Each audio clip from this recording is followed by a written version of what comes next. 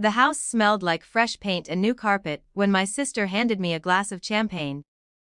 "Walk through the kitchen," she said. "Wait until you see the island."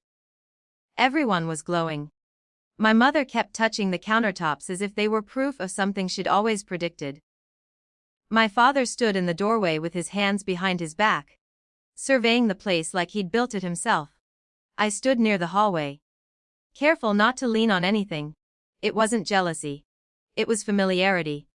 My sister had always been the one who received the larger gestures. I was the one who received instructions.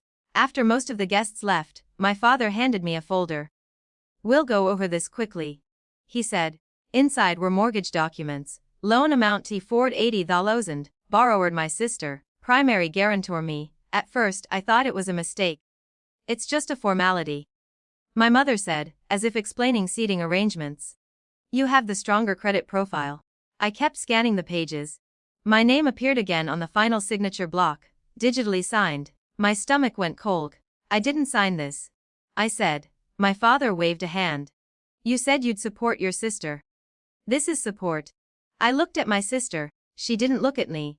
"It's not asking you to pay right now," my mother added quickly. "It's just security. In case something happens." "In case what happens?" I asked. Silence. The unspoken answer was clear: in case she failed. I drove home with the folder on the passenger seat like it might explode. The next morning, I called the bank listed on the paperwork. The loan officer sounded polite and confused. "Yes, you're listed as co-guarantor," she confirmed. "We have your electronic signature on file." "I never authorized it," I said. There was a pause on her end. "The kind that signals internal documentation is being pulled up. You'll need to dispute that formally," she said carefully. That night, I went back to my parents' house. I didn't shout. I didn't accuse. "I'm not signing anything," I said. "And I'm disputing the existing document." My father's expression hardened.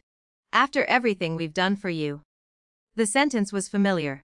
It had always worked before. "You didn't do this for me," I replied. My sister finally spoke. "It's temporary," she said. "It'll be fine." "It's $480,000, I said quietly. "That's not temporary." What hurt wasn't the amount. It was the assumption that my financial stability was communal property. 2 months later, I was served with papers. My parents were suing me for breach of verbal commitment, seeking enforcement of the guarantee. The language was clinical.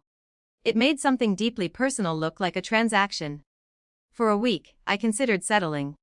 Maybe I could negotiate a capped liability. Maybe I could absorb some of it and call it peace. But the more I reread the mortgage documents, the clearer something became. My initials appeared on pages I had never seen. The timestamp of the digital signature matched a week afternoon when I was in a recorded work meeting. I hired an attorney. We didn't focus on family dynamics. We focused on paperwork. Forgery doesn't become legitimate because it's done by someone who raised you. The courtroom was smaller than I expected, no drama. Just beige walls and procedural language. My father testified first. He described conversations where I had agreed to support the family.